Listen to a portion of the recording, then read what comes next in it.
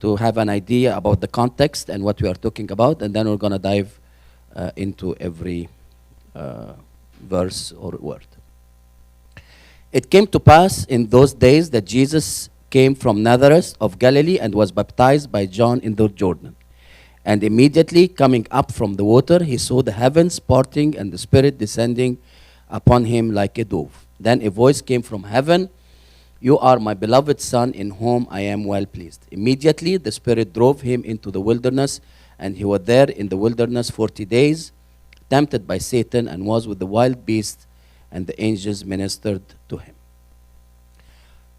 These 4 verses speak about 2 major events that happened in the life of our Lord Jesus in the beginning of his ministry, which is his baptism and his temptation.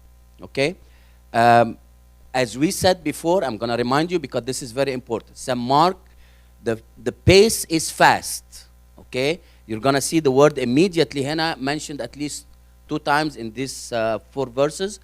And in chapter 1, we see the word immediately happen 6 times. So he's mentioning about baptism and about temptation, but not in details. So we're going to talk about baptism and temptation, but not in details. We're going to leave this when, for example, we speak about the gospel according to St. Matthew, where he says the temptation of our Lord Jesus Christ in Matthew 4. We're going to speak in details about the temptation. Here we're going to mention something about temptation, like we're not going to go in details.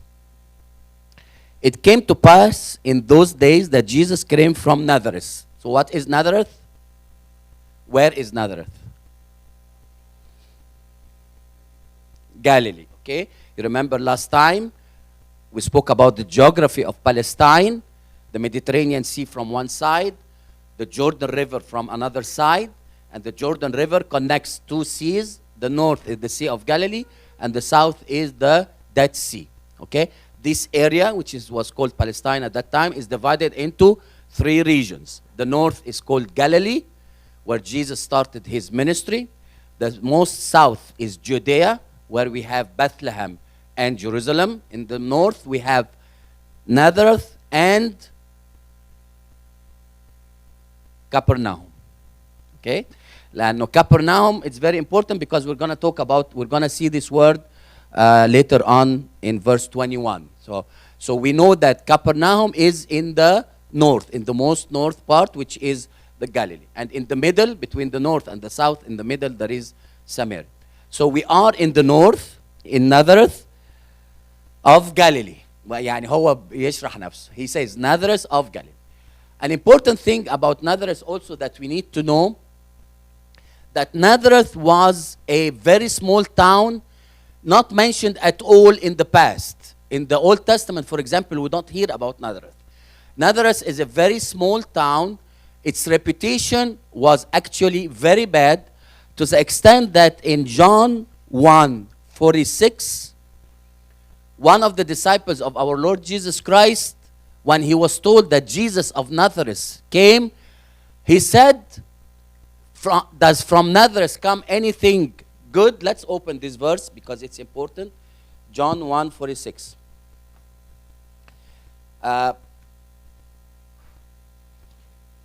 This idea is important. We need to know a little bit about Nazareth, so we know the area where our Lord, where our Lord Jesus Christ grew, and also this is where who else grew in Nazareth? Someone very famous.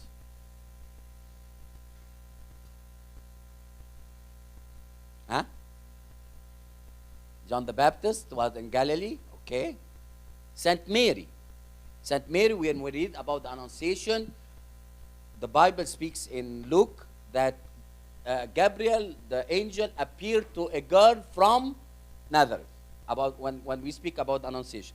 So this area was not the best area in reputation. That gives something about how and where our Lord Jesus Christ grew up. He stayed there for 30 years, almost 30 years. Okay? So John 1:46 بيقول, let me read from before, from 44 to see the context. Now Philip was from Bethsaida, the city of Andrew and Peter. Andrew and Peter, the disciples. Philip found Nathanael and said to him, "We have found him of whom Moses in the law and also the prophets wrote, the Moses and the prophet wrote, Jesus of Nazareth, the son of Joseph." فناثانيال يقول له بقى ايه in verse 46. He tells him, Nathanael said to him, "Can anything good come out of Nazareth?" Philip said to him, "Come and see." So from this small conversation, we know that Nazareth was not of the good reputation. It was يعني neglected, يعني كده ملهاش قيمة, has no value. Okay. لكن our Lord Jesus Christ and Saint Mary grew up in Nazareth, and that gives طبعا a very important message here. إنه you can grow up godly in an ungodly place. I'm not gonna يعني dwell on this. That's a complete different talk. لكن the message here إنه you can be godly like Saint Mary was godly in an ungodly place like Nazareth. So that's a little bit about Nazareth. So we said two things. Nazareth is from Galilee. It's from the south, from the north, and it was of no good reputation. It came to pass in those days that Jesus came from Nazareth of Galilee and was baptized by John in the Jordan. And last time we spoke about why Jesus was baptized. Can someone help me with that? If I'm going to ask a question, so probably I said it last time. So, why was Jesus baptized? Very good, because in his humanity, as a full human, he has to be baptized. Very good. Number two, to teach us what to do. So when he was tempted, for example, he teach us why he was tempted. As we're going to say, why he was tempted, because he identified with us. He's a fully human. So because we human were going to be tempted, so he got tempted. Okay, so to identify with us as a fully human.